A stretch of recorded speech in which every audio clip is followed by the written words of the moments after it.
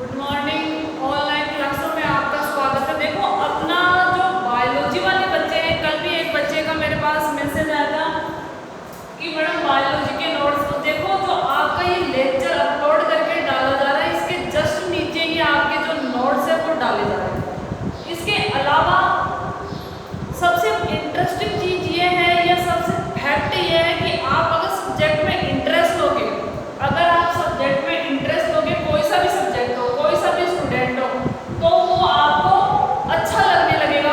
आप ये सोच के पढ़ोगे हमें याद करना है, हमें एग्जाम क्लियर करना है, तो वो सब्जेक्ट आपको इंटरेस्टिंग नहीं लगेगा। अब अपन बात कर रहे हैं बायोलॉजी की। देखो बायोलॉजी एक इतना इंटरेस्टिंग सब्जेक्ट है, आप बचपन से पढ़ते आए हो। अपने चारों ओर जितने पेड़ पौधे हैं, पशु पक्षी है, ये इतने विचित्र क्यों है, जिसको अपन बायोलॉजी की भाषा में बोलते हैं जैव विविधता, बायोडाइवर्सिटी, जैव विविधता, बायोडाइवर्सिटी। अब देखो एक चीज ये है, जैसे अपन बायोलॉजी हो या साइंस का जो भी स्टूडेंट है, और मैं तो कहती हूँ हर स्ट्रीम का जो स्टूडेंट है उसको जो टर्मिनोलॉजी होती है, जैसे बायोडाइवर्सिटी, बायोलॉजी, जूलॉजी, वनस्पति विज्ञान, तो इनकी जो इंग्लिश टर्म है ना वो आए तो बहुत अच्छी बात है। अभी थोड़ा आपको अटपटा लग रहा है क्योंकि हिंदी मीडियम के बच्चों को एकदम से थोड़ा अटपटा लगता है, पर धीरे धीरे आपके क्या हो जाएगी, हैबिट में हो जाएगी, आदत हो जाएगी। तो आप लोग इसकी अगर टर्मिनोलॉजी इंग्लिश में देखोगे तो ज़्यादा बेटर रहेगी। अब जो बायोलॉजी इंटरेस्टिंग क्यों है, अपने चारों ओर जैसे सुबह सन का राइज हुआ, सूर्य उदय हुआ, एक निश्चित सर्किल में चलता चलता अस्त हो गया, ठीक है। इसके अलावा जैसे अपना जो रूटीन है वो भी, जैसे आप सुबह उठते हो, सपोज आज आपने अलार्म लगा के आप 4 बजे उठे, ठीक है, कल भी उठ गए, तो परसों क्या होगा, आप अपने आप 4 बजे उठ जाओगे।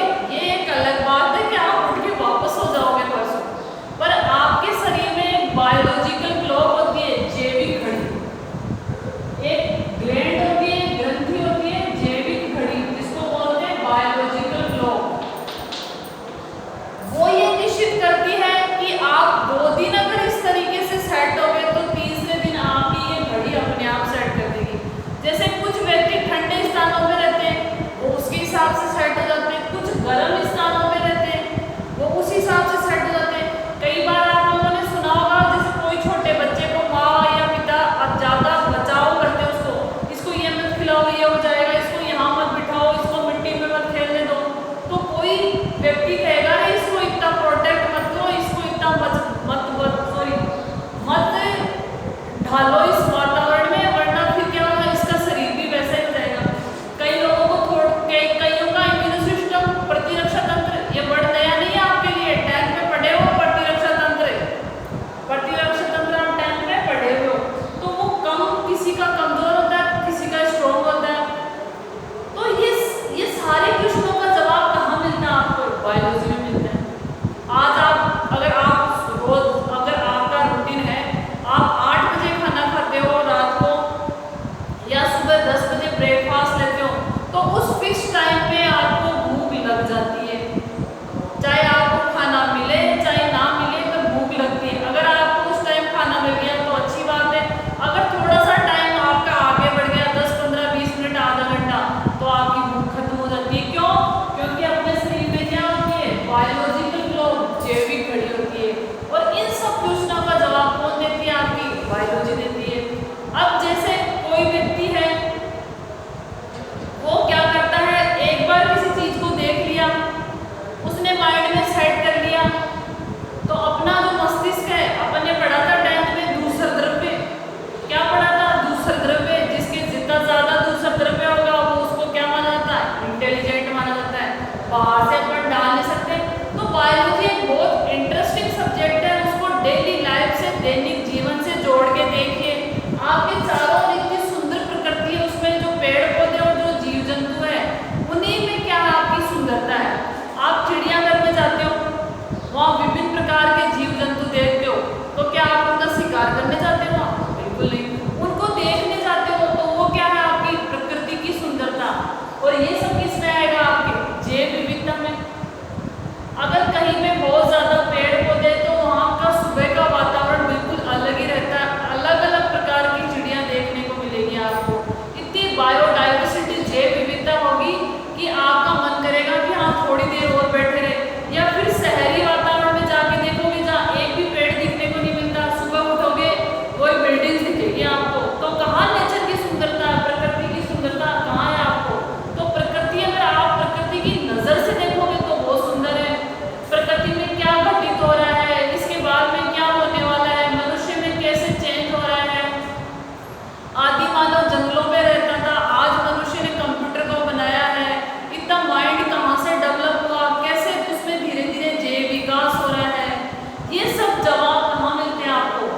भी मिलते हैं। तो अपन लास्ट में अपना टॉपिक देख रहे थे, अपना कल टॉपिक चल रहा था बाइनॉमल नोमेनक्लेचर या द्विनाम पद्धति। क्या चल रहा था आपके? द्विनाम पद्धति क्या है, बाइनॉमल नोमेनक्लेचर क्या है। तो उसमें अपन ने कुछ क्वेश्चन किए थे, या कह सकते हैं कुछ पॉइंटों के अंतर्गत अपन ने अध्ययन किया था कि द्विनाम पद्धति में होता क्या है। कोई भी जीव है, किसी भी प्रकार का जीव है, उसके दो नाम होते हैं। पहला नाम क्या होता है? उसके वंश का नाम होता है, और दूसरा क्या होता है? उसकी जाति का नाम होता है। पहला नाम क्या होता है? उसके वंश का नाम होता है, दूसरा क्या होता है? उसके जाति का नाम होता है।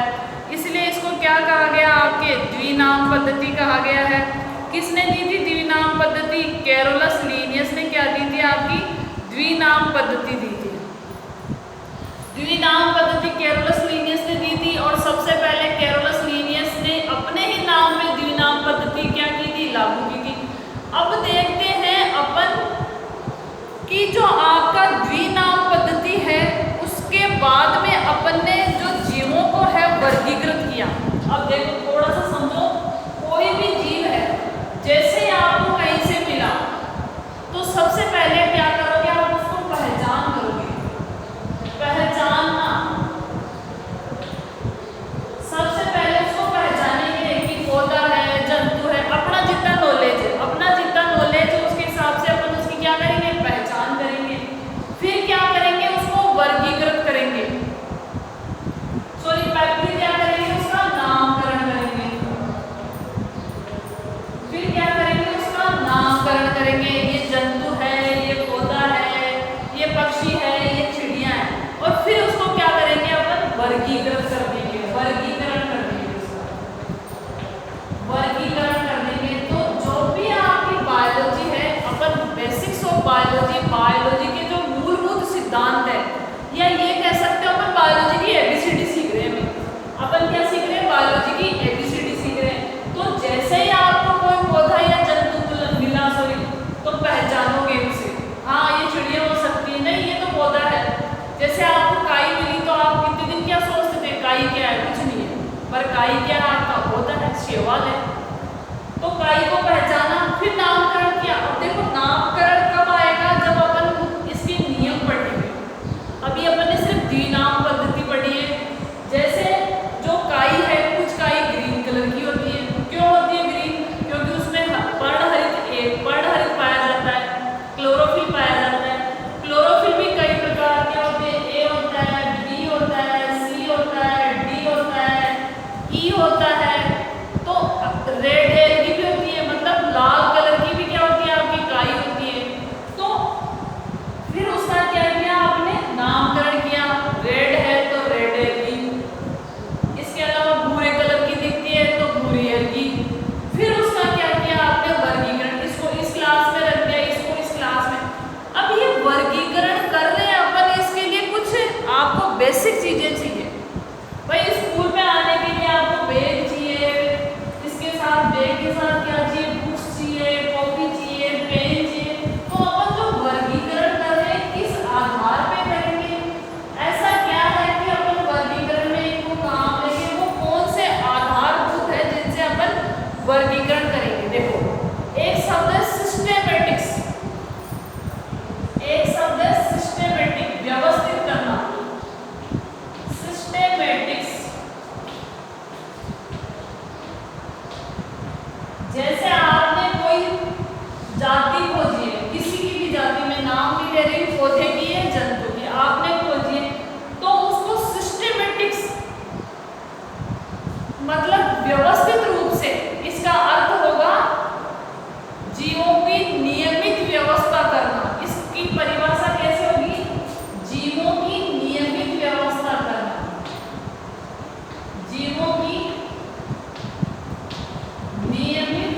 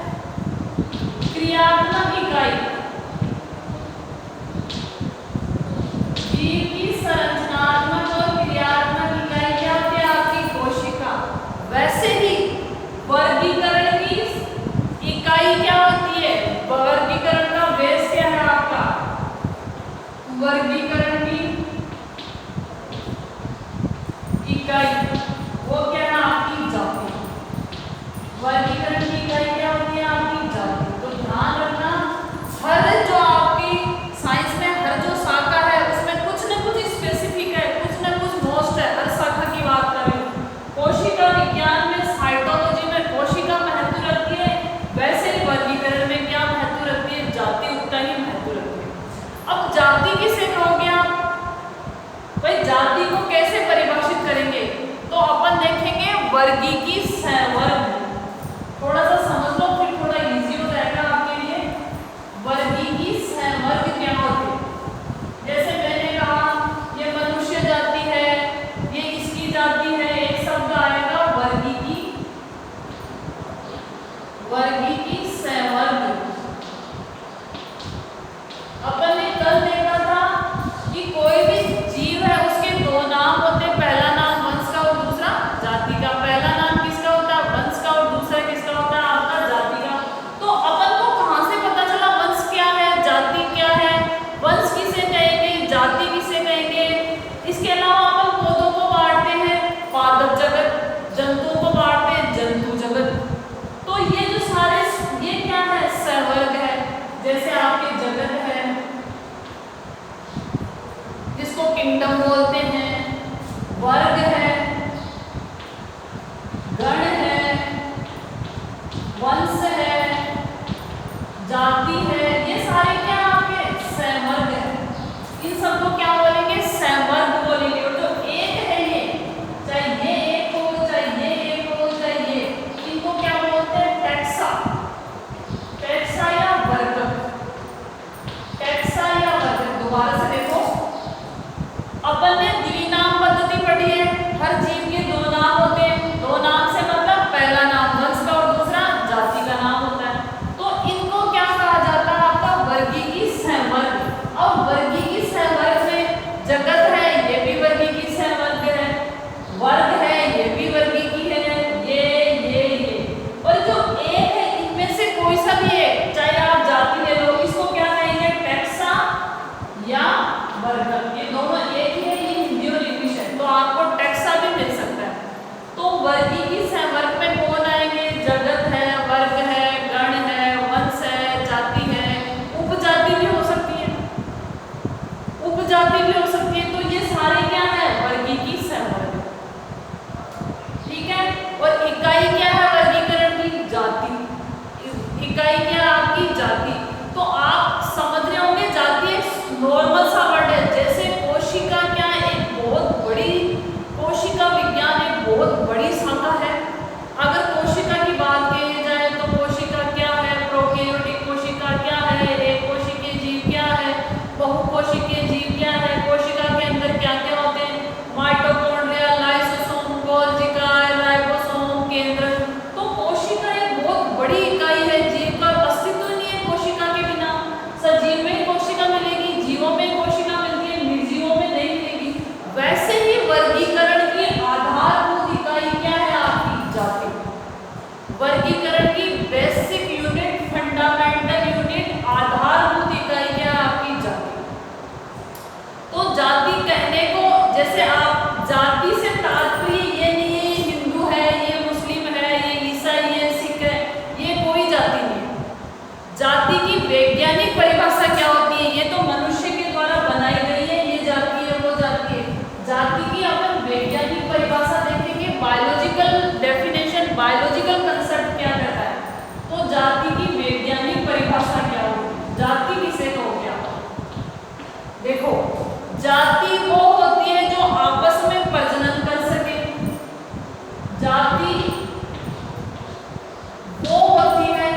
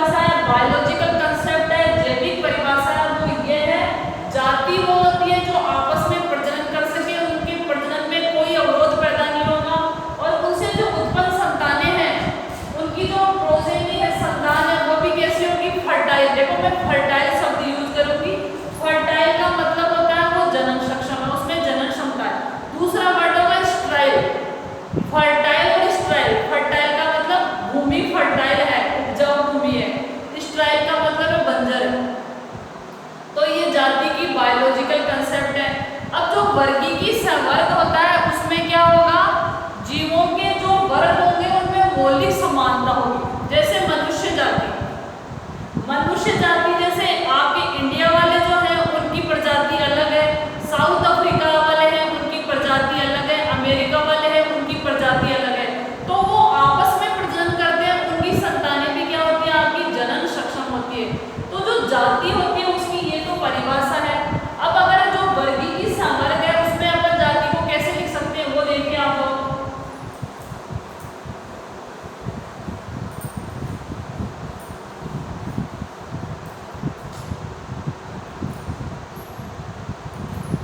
जाति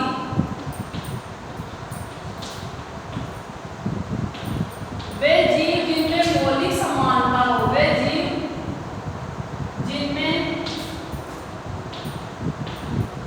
मौलिक समानता हो,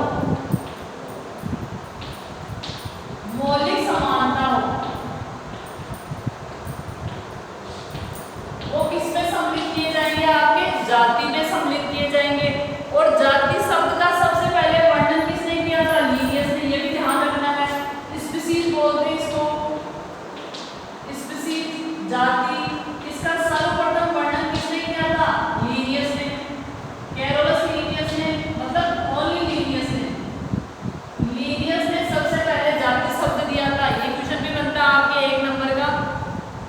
अब देखो इनमें आकार की विभिन्नता के आधार पर एक दूसरे से अलग कर सकते हैं। जो जाति होगी वो क्या होगी, इनमें आकार की विभिन्नता हो सकती है।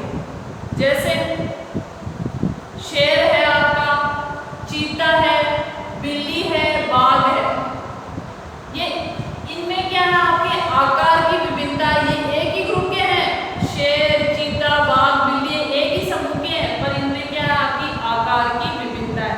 तो जाति वो होती है जिसमें मौलिक समानता होती है, या जाति के जीवों, वे जीव जिनमें मौलिक समानता होती है वो क्या कहलाएंगे, आपके जाति। अब इनमें आकार की विभिन्नता मतलब बाहर से 2 शब्द पढ़ेंगे अपन, मैंने शुरू में बोला था। एक होता है मॉर्फोलॉजी जिसको बोलते हैं आकारिकी, एक होता है एनाटॉमी जिसको बोलते हैं शारीरिकी। तो ये आकार की रूप से, या ये कह सकते हैं इनका बाहरी रूप में थोड़ी विभिन्नता होगी। आकार की रूप से, आकार की रूप से पहचान सकते हैं इनको, आकार के रूप से क्या कर सकते हैं आप, पहचान सकते हैं।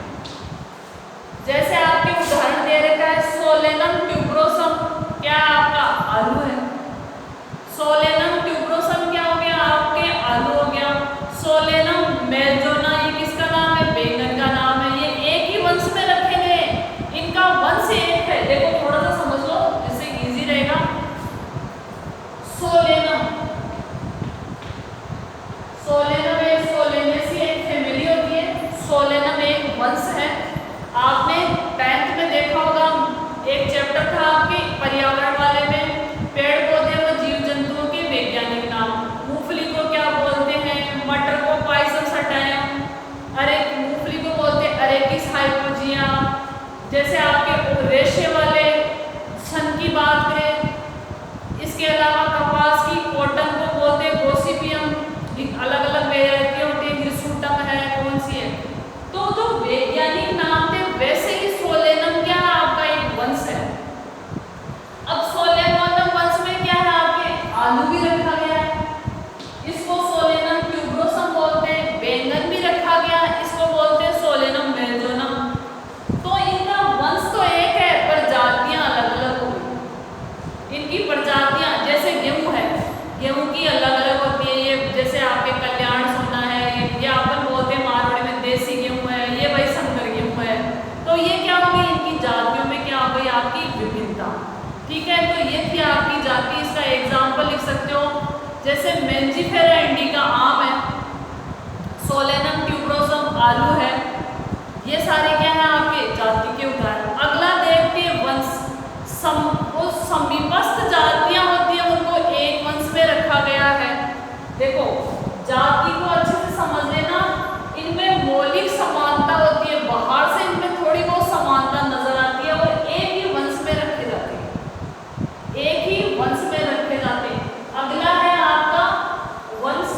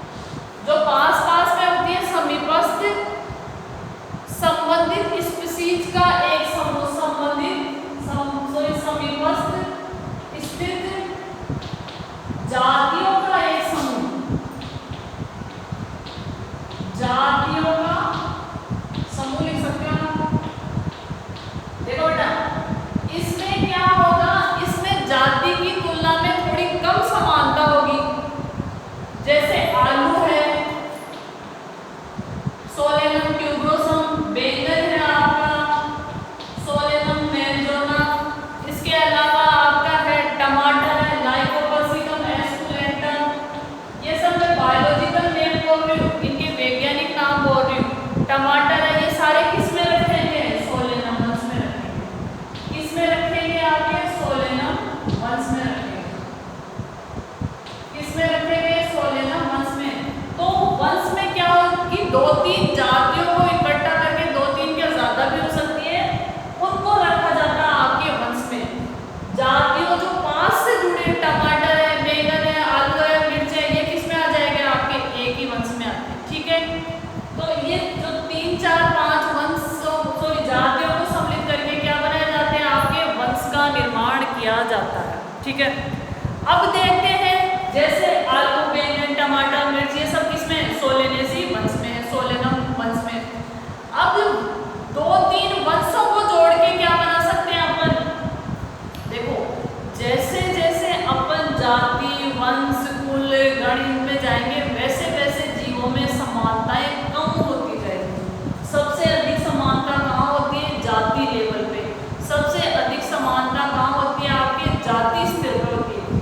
जैसे जैसे अपन एक पढ़ेंगे हायरार्की क्रम, सबसे ऊपर आता है जगत, पादप जगत और जंतु जगत, फिर आता है प्रभाग, फिर आता है वर्ग, गण, वंश, जाति, ऐसे नीचे चलते रहेंगे। जैसे जैसे अपन जाति से ऊपर की तरफ जाएंगे तो धीरे धीरे विभिन्नताएं क्या होगी? आपकी बढ़ती जाएगी। विभिन्नताएं क्या होगी? आपकी बढ़ती जाएगी। कैसे? जो जाति होती है उसमें बहुत अधिक समानता होती है। जैसे चने की 1-2 प्रजाति, गेहूं की 1-2 प्रजाति, ज्यादा अंतर नहीं होगा उनमें, दाने वैसे दिखेंगे। अब वंश में आया, वंश में किसको सम्मिलित किया अपन ने? जातियों को सम्मिलित किया है। तो आलू एक ही वंश का है, पर आलू और बैंगन बिल्कुल अलग अलग नजर आ रहे हैं, बढ़ती जा रही है विभिन्नताएं। टमाटर वो भी अलग नजर आ रहा है। 10th में बच्चे ऐसे बोलते थे टमाटर को फल थोड़ी ना, ऐसे क्वेश्चन आता था, उस 2-3 या 1 या 2 सब्जी का नाम बताइए जो फल से बनती है। टमाटर क्या आपका फल है? आलू फल नहीं कर सकते। आलू क्या है? तना है। ये पढ़े हुए अपन 10th में। आलू क्या आपका? तना है। बैंगन क्या आपका? फल है। तो टमाटर क्या हो गया आपका? फल। ये इनमें देखो आलू, बैंगन, टमाटर, ये सब क्या दिख रहे हैं? आपके एक ही वंश में, पर ये बाहर से अलग दिख रहे हैं। तो विभिन्नताएं धीरे धीरे बढ़ती जा रही है, ये ध्यान रखना है।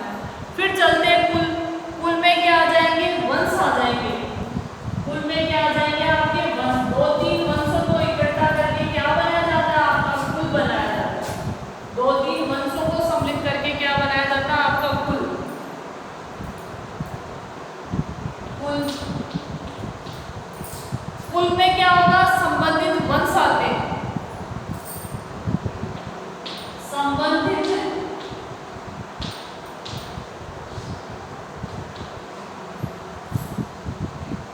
वंशों को सम्मिलित किया गया। वंशों को मिला के क्या? संबंधित वंशों को सम्मिलित किया गया है। इनमें और थोड़ी विभिन्नताएं बढ़ जाएगी। इनमें क्या होगा? आपके जो वंश है उनसे भी क्या होगी? ज्यादा विभिन्नता होगी। इनमें क्या होगा? इनका आधार क्या? कायिक और जनन गुण। जो कुल है उसका आधार क्या है? कायिक और जनन गुण। इस शब्द को समझो, कायिक और जनन गुण। मतलब बाहर से ये थोड़े थोड़े मिलते जुलते होंगे। कुछ कायिक लक्षण जैसे पत्तियों का आकार मिल जाए, पत्तियों में उनका वितरण कैसा है, और कुछ जनन गुण जैसे किस तरीके से जनन कर रहे हैं, कायिक जनन हो रहा है, लैंगिक जनन हो रहा है, अलैंगिक। तो कुल में क्या होता? वंशों को रखा गया। ये स्टेप बाय स्टेप चलेंगे, जाति, फिर है आपका वंश, फिर है कुल। तो संबंधित कुलों को रखा जाता है, सॉरी वंशों को रखा जाता है। और इनमें क्या होती है? कायिक व जनन गुणों में समानता होती है। कायिक गुणों और जनन गुणों में क्या होती है? आपकी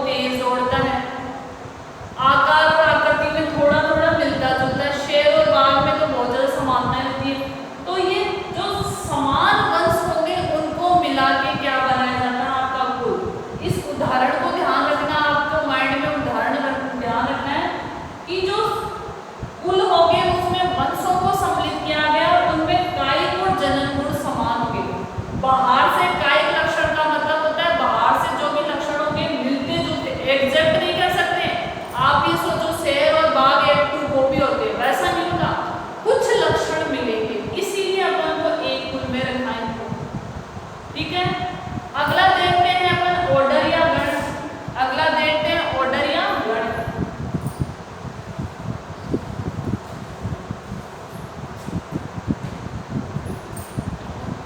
गण इसको इंग्लिश में ऑर्डर भी बोलते हैं। ये है भाई, विभिन्न कुलों को मिलाकर 2 3 4 कुलों को मिलाकर क्या बनाया जाता है आपका गण। विभिन्न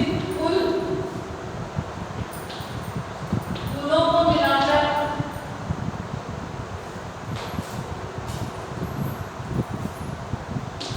गण का निर्माण किया जाता है।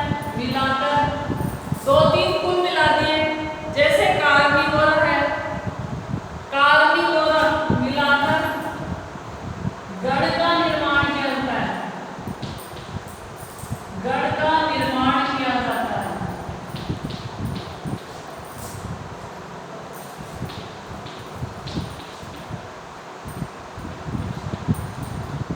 कार्निवोरा